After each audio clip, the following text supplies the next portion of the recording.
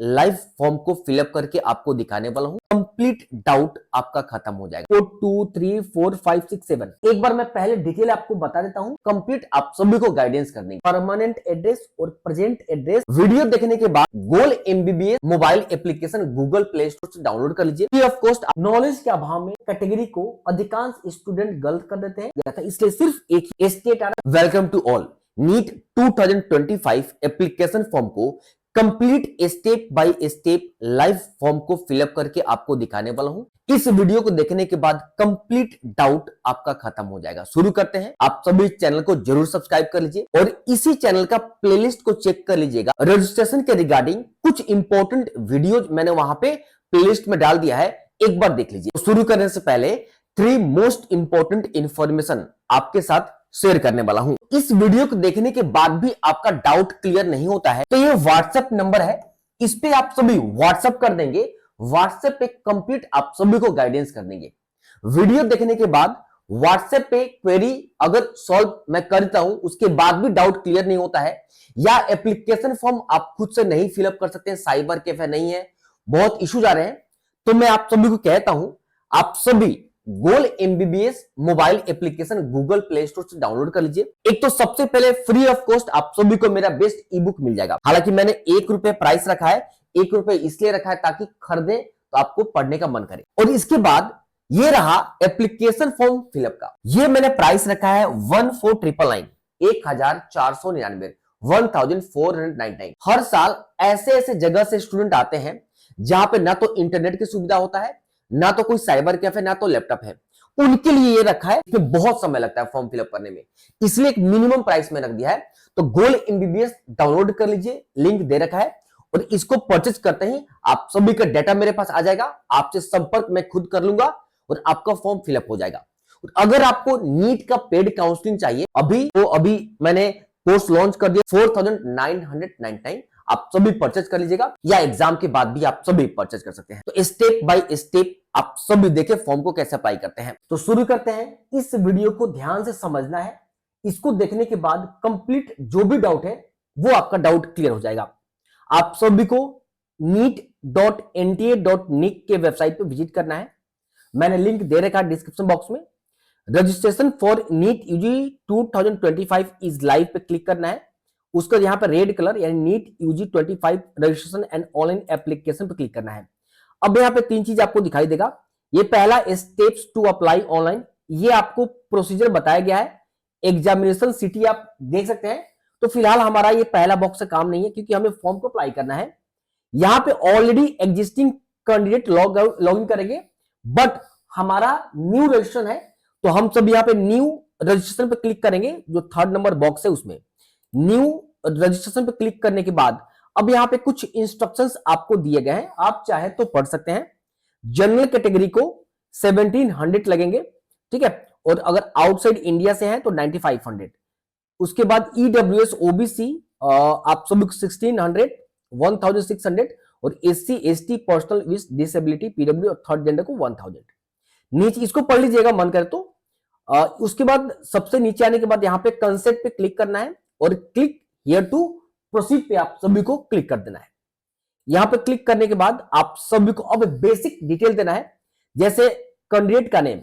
मैं एक बात आप सभी को क्लियर कर दूं, यहां पे जो भी इंफॉर्मेशन आप सभी देंगे क्लास 10th मार्कशीट के अकॉर्डिंग आप सभी को फिलअप करना है। यहां पे सबसे पहले आप सभी को अपना नाम फिल करना है, यहां पे कैंडिडेट नेम। उसके बाद अपने फादर्स का नाम यहां पे देना है, फादर नेम, मदर नेम, और कैंडिडेट डेट ऑफ बर्थ, यानी जी जो स्टूडेंट एग्जाम देने वाला है उन स्टूडेंट का यहां पे डेट ऑफ बर्थ, आपका जेंडर क्या, मेल फीमेल 3rd जेंडर आपको फिल कर देना है। उसके बाद कुछ कंफर्म पर्सनल डिटेल आपको करना है, फिर से दोबारा आपको यहां पे देना है कंफर्म कैंडिडेट नेम, दोबारा जो आपने यहां फिल किया है फिर से कंफर्म करना, सेम वही डालना है यहां पे। कंफर्म फादर्स नेम 2 बार आपको डालना है, ऊपर भी डालना है यहां पे कैंडिडेट नेम, और यहां भी सेम आपको कंफर्म करना है, father's name, mother's name, date of birth और जेंडर। ये कंफर्म करने के बाद अब यहां पे आप सभी को प्रेजेंट एड्रेस और परमानेंट एड्रेस फिलअप करना है, यहां पे इलेक्ट्रॉनिक कम्युनिकेशन एड्रेस। तो मैं अभी कुछ आपको समझाता हूं। प्रेजेंट एड्रेस में और यहां पे परमानेंट एड्रेस में बहुत सारे स्टूडेंट्स को डाउट हो जाता है, मैं क्लियर करता हूं। देखो सबसे पहले मैं कुछ समझा देता हूं। प्रेजेंट एड्रेस में यहां पे प्रीमाइज नंबर और नेम दिया गया है। यहां पे जो भी घर में, जो भी अपार्टमेंट में, जो भी बिल्डिंग में आप रहते हो, उसका नाम या नंबर देना है। जैसे मैं तारकेश्वर अपार्टमेंट में रहता हूं, तो यहां पे मैं तारकेश्वर अपार्टमेंट फिल कर दूंगा। या हो सकता है कि आप किसी बिल्डिंग का नंबर होगा 21D 16 या किसी नाम से होगा पर्सन के, वहां पे फिल कर दोगे। सब लोकेलिटी नेम ऑप्शनल है, आप इसको चाहो तो फिल कर दो, चाहे तो छोड़ सकते हो। लोकेलिटी में आपको फिल करना है, यहां पे अपना कंट्री फिल कर देना। स्टेट आप सभी फिल कर दीजिएगा, जिस भी स्टेट से आप सभी रहते हैं। डिस्ट्रिक्ट आप सभी फिल कर दीजिएगा। पिन कोड आप सभी को यहां फिल कर देना है। उसके बाद यहां पे इलेक्ट्रॉनिक कम्युनिकेशन एड्रेस, मतलब आप अपना ईमेल एड्रेस और अपना मोबाइल नंबर वगैरह फिलअप करना है। यहां पे आपको ईमेल एड्रेस फिलअप करना है, और यहां पे जो आप यहां पे ईमेल एड्रेस फिलअप करेंगे, सेम ईमेल एड्रेस को यहां पे कंफर्म करोगे, यहां पे सेम फिल करोगे, दोनों जगह सेम ईमेल एड्रेस। अब बहुत सारे स्टूडेंट ये पूछेंगे, सर मेरे पास ईमेल आईडी नहीं है, क्या आपने भाई का डाल सकते हैं, बहन का, पापा का, मम्मी का? आप किसी का भी डाल दो, कोई दिक्कत नहीं है, बस एक्टिव होना चाहिए। मोबाइल नंबर भी आप सेम अपना डाल सकते हो, पापा, मम्मी, भाई, बहन, किसी का भी डाल दो, कोई दिक्कत नहीं, एक्टिव होना चाहिए। ओटीपी वगैरह जब एडमिशन होगा काउंसलिंग, उस समय ईमेल आईडी और मोबाइल नंबर मैंडेटरी होता है। तो मोबाइल नंबर आपको फिल करना है यहां पे, और यहां पे कंफर्म करना है। देखो यहां पे जो मोबाइल नंबर और कंफर्म कह रहा है ना, दोनों जगह सेम ही डालोगे, मतलब एक जगह जो मोबाइल नंबर दोगे, सेम दूसरी जगह फिल करके कंफर्म करने को कहता है, ताकि गलती ना हो। उसके बाद यहां पे चाहो तो ऑल्टरनेटिव कोई दूसरा मोबाइल नंबर दे सकते हो या छोड़ सकते हो। अब यहां पे परमानेंट एड्रेस आया। देखो यहां पे बच्चे कंफ्यूज बहुत करते हैं, सर प्रेजेंट एड्रेस और परमानेंट एड्रेस बहुत सारे स्टूडेंट चाहते हैं सेम रखना। तो आप चाहो तो जो प्रेजेंट एड्रेस फिलअप करो, तो यहां पे सेम एज आप ये कर देना, ठीक है, परमानेंट एड्रेस दो सेम कर सकते हो। बट अगर आप चाहते हो कि नहीं मेरे को दोनों का अलग अलग करना है, कोई दिक्कत नहीं, प्रेजेंट एड्रेस आप दूसरा डाल सकते हो, परमानेंट एड्रेस भी आप अलग डाल सकते हो। मैं एक बात आपको एग्जांपल देकर समझाता हूं। मान लो आपका घर दिल्ली है, दिल्ली स्टेट के निवासी हो, लेकिन कोटा में रहकर तैयारी करते हो, और नीट एग्जाम के दिन भी कोटा में एग्जाम देना चाहते हो, तो मैं आपको सजेस्ट करूंगा कि प्रेजेंट एड्रेस जो है वो कोटा दो, लेकिन परमानेंट एड्रेस आप अपना डोमिसाइल स्टेट देना। जिस स्टेट में घर है, जिस स्टेट से पढ़ाई की हो, जिस स्टेट का डोमिसाइल बना हुआ या बनवाओगे, या उस स्टेट का फायदा लेना चाहते हो 85% का, उस स्टेट का परमानेंट एड्रेस देना। जिस स्टेट का आधार कार्ड है, जिस स्टेट का आइडेंटिटी प्रूफ है, उन स्टेट के यहां पे परमानेंट दोगे। और प्रेजेंट चाहो तो कहीं के भी दे सकते हो। तो ऑन दी होल मैं एक बार समराइज कर देता हूं, आप प्रेजेंट एड्रेस और परमानेंट एड्रेस दोनों सेम भी दे सकते हो, अलग अलग भी दे सकते हो, कोई दिक्कत नहीं है। प्रेजेंट एड्रेस जो है वो ट्राई करना है कि जहां डोमिसाइल स्टेट है, जहां पे आइडेंटिटी प्रूफ है, वहीं कर देने के लिए। बट परमानेंट एड्रेस आप कहीं के भी दे सकते हो। नेक्स्ट, तो यहां पे आप सभी को वही चीज सेम प्रेजेंट एड्रेस में आपको फिलअप करना है। अब यहां पे आप सभी को पासवर्ड चूज करना है, स्ट्रॉन्ग पासवर्ड को चूज कर लेना। यहां पे थोड़ा सा आप नंबर के साथ कैपिटल लेटर, स्मॉल लेटर, कोई भी थोड़ा ये लेना आप, जैसे यहाँ पे ये कैरेक्टर थोड़ा सा यूज करना, आप सभी समझ रहे हो ना, मतलब सब मिक्स करके आप सभी स्ट्रॉन्ग पासवर्ड फिल करना। तो जो पासवर्ड करें आप एक पासवर्ड को कंफर्म करना, कोई सिक्योरिटी आंसर दे देना, कोई भी याद रहे। कई बार क्या होता है पासवर्ड भूल जाते हो या उसको रिसेट करना होता है, तो सिक्योरिटी बहुत काम आता है। और जो सिक्योरिटी फेवरेट कलर क्या है, तो मानो कि आप रेड डाल सकते हो, कोई दिक्कत नहीं, यहाँ पर रेड मैंने डाल दिया, रेड कलर, ठीक है। उसके बाद ये जो कैप्चा है यहाँ पे फिल करके सबमिट करो। तो मैं एक बार इसको फिल करके अब सबमिट करके प्रोसीड करता हूं। तो जब आप सब इसको सबमिट करेंगे, तो यहाँ पे आपको एक लिखेगा कि please review the following information carefully, मतलब इसको केयरफुली एक बार आप सभी देख लेंगे। मैं इसको क्लोज करता हूं। जो भी इंफॉर्मेशन यहाँ पे दिया गया है ना, मैं थोड़ा सा इसको हाइड कर दिया हूं, कॉन्फिडेंशियल स्टूडेंट का है, बट आप सभी इसको अच्छे से रिव्यू कर लेंगे। रिव्यू करने के बाद यहाँ पे आप सभी इन सभी बॉक्स को क्लिक कर देंगे, मतलब ये शो करे कि आपने इन सब चीज को सही सही फिलअप कर दिया है, ठीक है। आप इसको सुनिश्चित कर रहे हैं। मैंने फिलअप कर दिया, यहाँ पे टिक कर दिया, और आई एग्री पे क्लिक करके सबमिट मैं करूंगा। और अगर आपका कुछ गलती होता है तो एडिट कर सकते हैं आप। तो मेरा कोई गलती नहीं है, मैं इसमें एडिट करूंगा, submit and send OTP. Submit किया, यहां पे यस करेंगे। यस करने के बाद अब आपके मोबाइल पे ओटीपी जाएगा। मैं यहां पे फिल करता हूं। तो यहां पे मैंने ओटीपी मैंने फिल कर दिया। अब सबमिट रजिस्ट्रेशन फॉर्म को सबमिट मैंने कर दिया। आप सभी सबमिट करेंगे, यहां पे अब आप सभी को शो कर दिया कि रजिस्ट्रेशन प्रोसेस आपका कंप्लीट कर दिया गया है। और अब आपके मोबाइल पे मैसेज चला गया होगा और आपके ईमेल पे भी मैसेज चला गया है। आप अपने मोबाइल चेक करें और ईमेल आपके मोबाइल पे, मेरे मोबाइल पे आ चुका है। यहाँ पे एप्लीकेशन नंबर आ गया है, कंप्लीट, बाकी स्टेप को कंप्लीट करने को कहता है। अब या तो इसको लॉग आउट कर सकते हैं या आप सभी कंप्लीट एप्लीकेशन फॉर्म को यहाँ पे क्लिक करके प्रोसीड कर सकते हैं। अब यहाँ पे बहुत सारे स्टेप बाकी है, तो शुरू करते हैं, बाकी स्टेप को भी करके मैं समझाता हूं। अब जैसे इस पे क्लिक करेंगे, अब आप सभी को यहाँ पे देखो क्या क्या फॉर्म को अप्लाई करना है। पर्सनल डिटेल को यहाँ पे फिलअप करना है, आइडेंटिटी डिटेल आपको देना है, अपार आईडी के बारे में बात कर रहा है, register exam and exam centre के बारे में आपको फिल करना है, उसके बाद register qualifying detail, additional detail, emergency contact detail और अपलोड डॉक्यूमेंट और फाइनल सबमिशन। एक एक करके फिल करते हैं, ऐसे तो आपको समझ में नहीं आएगा। अब जब फिल करता हूं मैं आपको एक एक करके मैं बता दूंगा। तो शुरू करते हैं। सबसे पहले एक ही स्टेप कंप्लीट हुआ है। अब यहाँ पे रजिस्टर पर्सनल डिटेल पे क्लिक करूंगा, यहाँ पे लिखा है click on button below to proceed, तो यहां पे मैंने क्लिक किया। क्लिक करते ही कुछ बेसिक इंफॉर्मेशन जो पहले स्टेप में रजिस्टर किया था वो शो कर देगा, जैसे student name, date of birth, gender, father and mother's name. उसके बाद यहां पे आप सभी को नेशनलिटी आपको सिलेक्ट करना है। नेशनलिटी सिलेक्ट करने के बाद उसके बाद यहां पे उम्मीदवार के अनुसार पात्रता की स्थिति, मतलब state of eligibility as per candidate, तो स्टेट ऑफ एलिजिबिलिटी अपना अपने स्टेट को आप फिलअप कर देंगे। इस स्टेट का, इस स्टूडेंट का बिहार है तो मैंने बिहार डाल दिया, अगर आपका दिल्ली है तो दिल्ली डाल देंगे। अब सबसे इंपॉर्टेंट सोशल कैटेगरी डिटेल, देखो नॉलेज के अभाव में इस ऑप्शन को, कैटेगरी को अधिकांश स्टूडेंट गलत कर देते हैं और काउंसलिंग के टाइम पे इंपैक्ट आ जाता है और बहुत बड़ा इंपैक्ट आता है। अभी मैं आपको समझाऊंगा, ईमानदारी से आप सभी वीडियो को जरूर देखना, उसके बाद ही फॉर्म को अप्लाई करना। अभी देखो यहां पे आप सभी देख रहे हैं general, EWS, OBC, NCL, ST, SC और जनरल। अब देखो मैं एक बात क्लियर कर देता हूं, दो तीन सवाल आपके मन में होगा, वो अभी क्लियर हो जाएगा। बहुत सारे स्टूडेंट के मन में ये होगा कि सर मेरे पास अभी कोई भी फिलहाल 2025 का डॉक्यूमेंट नहीं है, मतलब चाहे ईडब्ल्यूएस हो, चाहे ओबीसी हो, चाहे एसटी हो, चाहे एससी हो, चाहे आपका ये ईडब्ल्यूएस हो, ठीक है। अगर आपके पास अभी नहीं है तब भी कोई दिक्कत नहीं, मेरी बात समझिएगा। अगर आपका जनरल है तो जनरल से फिलअप कर दीजिएगा फॉर्म को, तब तो आपको किसी प्रकार का डॉक्यूमेंट की जरूरत नहीं है। लेकिन अगर आप सेंट्रल में ओबीसी एनसीएल आता है, एसटी आता है, एससी आता है या ईडब्ल्यूएस आता है, तो आप सभी अपने अपने कैटेगरी से फॉर्म को अप्लाई करें। अब मैं क्यों कह रहा हूं, देखो क्या होगा, इसमें दो तीन चीजें होंगे। मान लो आप कहोगे सर मेरे पास अभी 2025 का कोई भी डॉक्यूमेंट नहीं है, कोई दिक्कत नहीं। अगर आपके पास डॉक्यूमेंट नहीं है, 2024 का हो सकता है, 2023 का हो सकता है, फिलहाल 2023 या 24 के आधार पे डॉक्यूमेंट का नंबर देकर इस फॉर्म को अप्लाई कर दो। 2025 1 अप्रैल के बाद आपका डॉक्यूमेंट लगेगा, वो आप बाद में बनवा लेना 1 अप्रैल के बाद।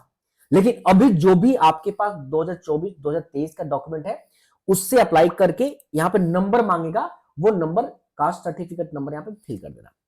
अब आप सभी कहेंगे सर मेरे पास 2023 का भी नहीं है, 2024 का भी नहीं है, तो आप सभी क्या करो, आप सभी क्या करो कि अभी अप्लाई करा दो। अप्लाई करते ही रिसिप्ट मिल जाता है, कहीं भी साइबर कैफे जाओ, अप्लाई कर देंगे, रिसिप्ट मिल जाएंगे, उस रिसिप्ट नंबर से यहाँ पे आप सभी अपने अपने फॉर्म अप्लाई कर देंगे। एक तो ये बात हो गया।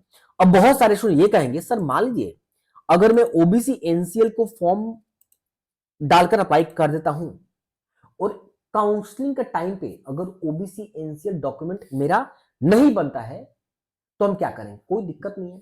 अगर आपके पास अगर मान लो कि इस स्टूडेंट का कैटेगरी ईडब्ल्यूएस है, ठीक है, मैं ईडब्ल्यूएस फिल कर दिया, और इस स्टूडेंट का बाद में चलकर लेटेस्ट 2025 का डॉक्यूमेंट ईडब्ल्यूएस का नहीं बनता है, तो काउंसलिंग के टाइम पे इस स्टूडेंट का मैं क्या करूंगा, उससे मैं जनरल से फॉर्म को अप्लाई कर दूंगा, कोई दिक्कत नहीं है।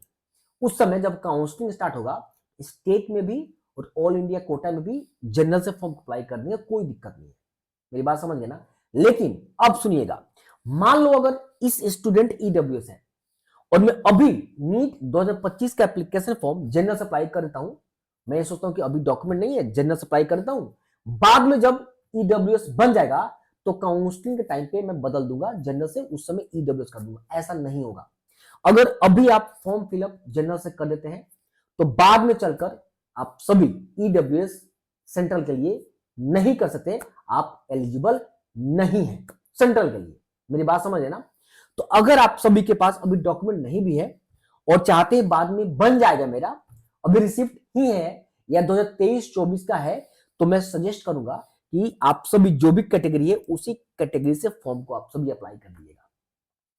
अभी आप कैटेगरी से फिलअप कर देंगे ना, तो बाद में जनरल में बदल सकते हैं। मतलब मान लो अभी आप ईडब्ल्यूएस या ओबीसी एनसीएल या एसटी या एससी किसी भी रिजर्वेशन कैटेगरी से फॉर्म को डाल देते हैं, तो बाद में अगर डॉक्यूमेंट नहीं भी है ना तो जनरल में कर सकते हैं काउंसलिंग टाइम पे। लेकिन अगर अभी आप जनरल से ही फॉर्म अप्लाई कर देते हैं तो बाद में सेंट्रल से आप सभी ना तो ओबीसी में जा सकते हैं, ना तो एसटी में, ना तो एससी में, और ना ईडब्ल्यूएस में। सेंट्रल की बात कर रहा हूं, स्टेट की बात नहीं कर रहा हूं। तो बेहतर है आप सभी के पास अगर डॉक्यूमेंट है या अप्लाई कर सकते हैं तो आप सभी रिजर्वेशन से ही फॉर्म अप्लाई कीजिए। चलिए, अगर आपको फॉर्म फिलअप करने में प्रॉब्लम्स हो रहे हैं तो मेरा कोर्स आप सभी परचेज कर लीजिएगा। गोल्ड एमबीबीएस मोबाइल एप्लीकेशन को डाउनलोड कर लीजिए, लिंक दे रखा है। प्रॉपर रजिस्ट्रेशन का कंप्लीट प्रोसेस मैं आप कर दूंगा, मैं आपसे बात करके कंप्लीट मैं खुद आपको कर दूंगा, ठीक है। हाँ, मिनिमम फी आपको अप्लाई वहां पे होगा, देना पड़ेगा, ठीक है। बट अगर आप मेरा वीडियो देखकर कर सकते हो तो कर लो। चलो आगे चलते हैं। अब यहाँ पे चलो फॉर्म को अप्लाई, मान लो कि यहाँ जनरल से अप्लाई कर देता हूं, तो यहाँ पे आपको अब एक क्या पीडब्ल्यूडी क्या दिव्यांग है तो यस, अदरवाइज नो आप सभी कर देंगे। ये सब आप सब देख लिया। अगर पीडब्ल्यू बीडी 40% एबव है या लेस है इसी अकॉर्डिंग सिलेक्ट कर लीजिएगा, इसका नो है नो। अब बात करते हैं क्या डायबिटिक है? नो, डायबिटिक नहीं है। प्लेस ऑफ रेजिडेंस जहां पे आपका घर है, ठीक है, अर्बन या रूरल, तो ठीक है, उस अकॉर्डिंग आप सभी सिलेक्ट कर लीजिएगा, ठीक है। एनुअल फैमिली इनकम प्रॉपर तरीके से आप सभी देख लीजिएगा, गलत सलत मत दीजिएगा, ठीक है। जो भी सही है, पापा अगर गवर्नमेंट जॉब में है, पापा इनकम टैक्स रिटर्न फाइल करते हैं, जो भी है मतलब सही है वो आप सभी दीजिएगा। पापा से बात कर लीजिएगा कितना देना है। मान लो इस स्टूडेंट का मैं 5 to 6 लिख देता हूँ।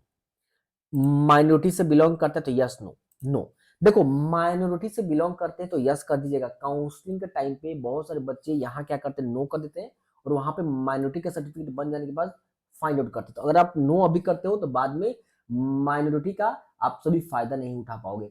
अगर डॉक्यूमेंट है तो ये बात ध्यान से। कंट्री ऑफ रेसिडेंस इंडिया के हैं।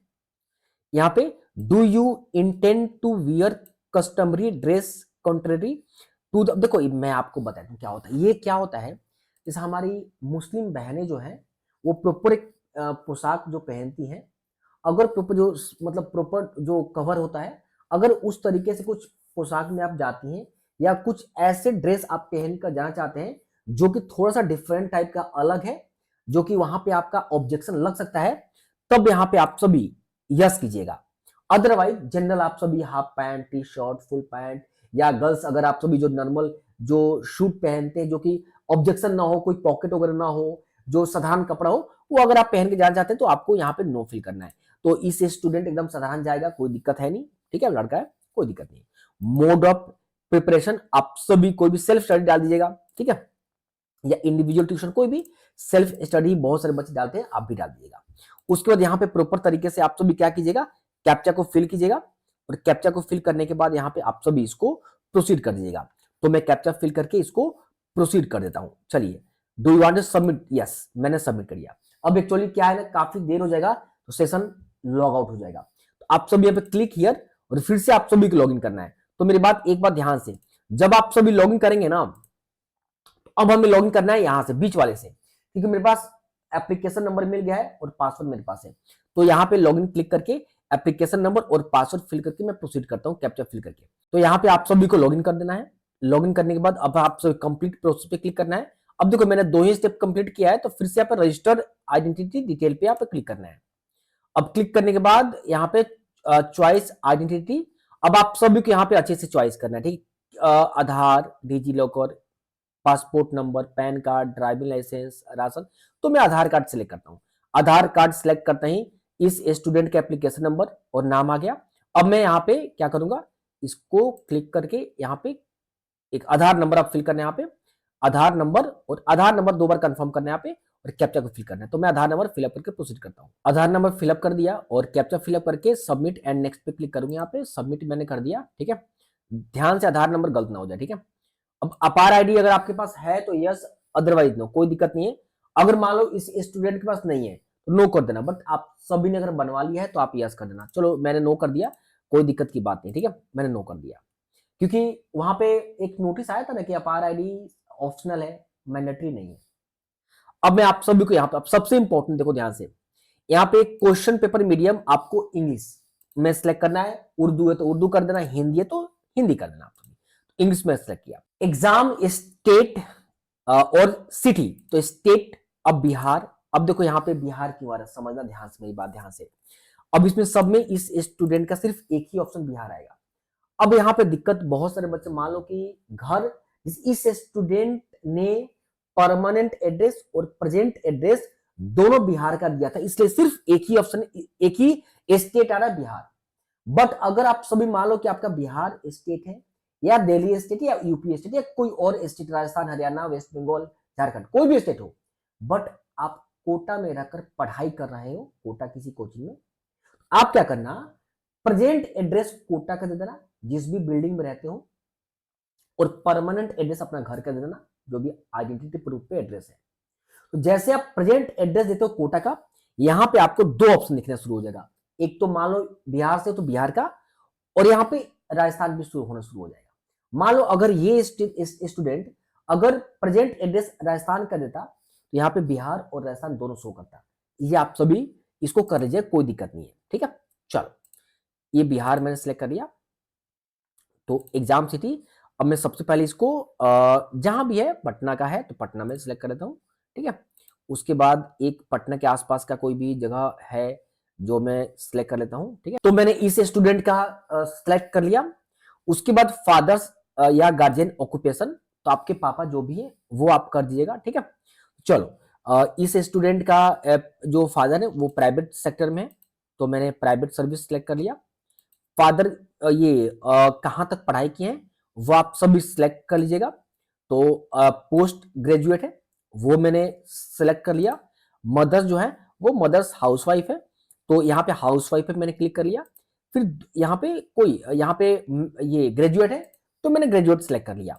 चलिए अब मैं यहाँ पे कैप्चा को फिल कर लेता हूँ, और कैप्चा को फिलअप करने के बाद थोड़ा ध्यान से, कैपिटल है, save and next and yes कर दिया।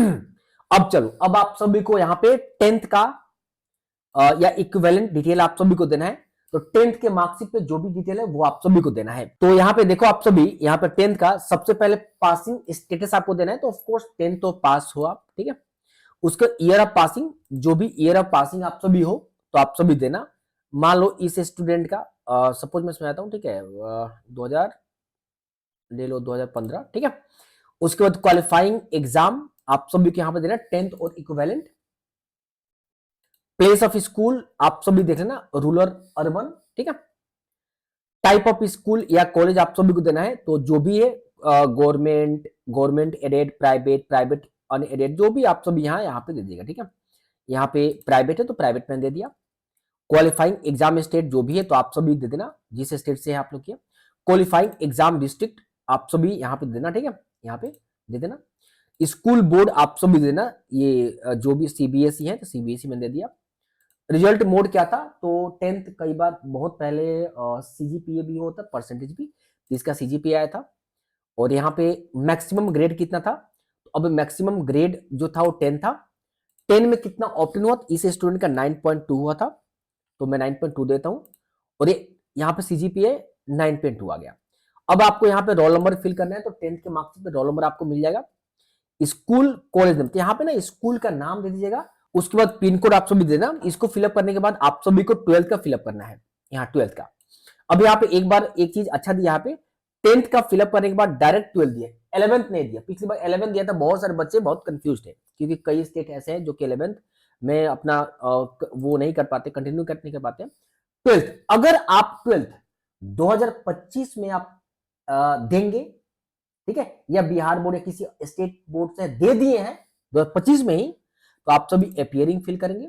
बट अगर आप सभी ने 2024 या 24 के पहले दिया है तो आप सभी यहाँ पे पास्ट फिलअप करेंगे। तो इस स्टूडेंट ने पास्ट हो गया, ठीक है।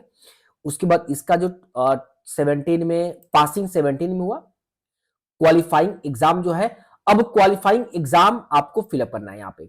अब देखो, अगर यहाँ पे अपियरिंग करते तो यहाँ पे आपको एक ही ऑप्शन कोड 1, तो कोड 1 अपियरिंग स्टूडेंट के लिए है, बट पास अगर आपने किया है तो यहाँ पे कोड 2 3 4 5 6 7। एक बार मैं पहले डिटेल आपको बता देता हूं कि कोड 2 3 4 5 6 7 किनको किनको क्या भरना है। तो चलिए पहले आप सभी इसको देख लीजिए। कोड 1 के लिए, कोड 1 जो है, अगर आप अपियरिंग सेलेक्ट करते हैं तो अपियरिंग सेलेक्ट करते हैं सिर्फ आपको कोड 1 दिखाई देगा, कोड 1 फिल कर देंगे। इसमें क्लास 12 अगर आप 2025 से कर रहे हैं तो आपके लिए कोड 1 है। क्वालिफाइंग एग्जाम 2025 होना चाहिए मैंडेटरी, और सीबीएसई हो, स्टेट बोर्ड हो, आईसीएसई, कोई भी बोर्ड हो, अगर आप अपियरिंग चूज करते हैं तो कोड 1 ही आपको फिलअप करना है, एक ही कोड दिखाई देगा। अब कोड 2 किसके लिए है? अब देखो, सबसे इंपॉर्टेंट कोड 2 जो है वो ड्रॉपर स्टूडेंट के लिए है। अब देखो यहां पे क्लास 12 पास अगर आप 2024 में पास किया है या 2024 के पहले भी किया है तो आपके लिए कोड 2 है। देखो मैं एक बात क्लियर कर दूं, कोड 2 वही स्टूडेंट फिलअप करेंगे जो सिर्फ और सिर्फ क्लास 12 किए हैं। क्लास 12 के बाद अगर आपने बीएससी नहीं होना चाहिए या कोई भी कोर्स आपका नहीं होना चाहिए, सिर्फ क्लास 12 हो, चाहे 1 साल का ड्रॉप हो, 2 साल, 3 साल, 5 साल का ड्रॉप हो, आप सभी कोड 2 यूज करेंगे। यहां पे गैप सर्टिफिकेट आपको रिक्वायर्ड होगा, उसका फॉर्मेट मैं आपको प्रोवाइड कर दूंगा। BSc drop out condition apply है। अगर आप बीएससी में ड्रॉप आउट हो गए हैं, मतलब बीएससी में एडमिशन लिए हैं लेकिन एडमिशन वहां से 1 साल पढ़ाई करने के बाद या 2 साल पढ़ाई करने के बाद वहां से क्या किए, अपना विड्रॉ कर लिए हैं कि अब हमें बीएससी नहीं करना है, तो आप सभी भी कोड 2 यूज करेंगे, ड्रॉप आउट स्टूडेंट। चलिए आगे देखते हैं। अब कुछ बच्चे बोलेंगे सर बीएससी की है क्या करें? अभी रुकिए, ये सिर्फ और सिर्फ क्लास 12 ड्रॉपर स्टूडेंट के लिए है या बीएससी ड्रॉप आउट। अब कोड 3 जो है, कोड 3 सिर्फ और सिर्फ कर्नाटका बोर्ड स्टूडेंट के लिए, सॉरी बोर्ड स्टूडेंट के लिए, पीयूसी पीडीसी स्टूडेंट के लिए। अगर आप कर्नाटका से हैं तब इसको देखिए, अदरवाइज आपको देखने की जरूरत नहीं। अब कोड 4 किनको यूज करना है?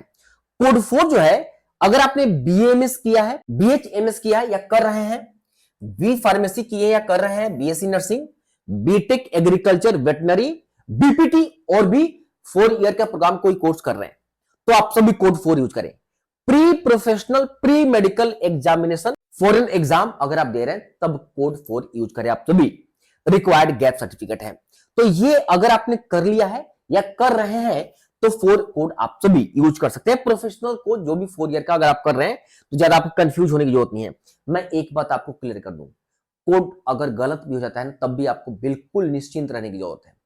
कोड की वजह से कभी भी रुकावट आपको नहीं आने वाला है, बट आपको गलत इंफॉर्मेशन प्रोवाइड नहीं करना, ये ध्यान रखिएगा। अब कोड 5 के बारे में बात कर लेते हैं।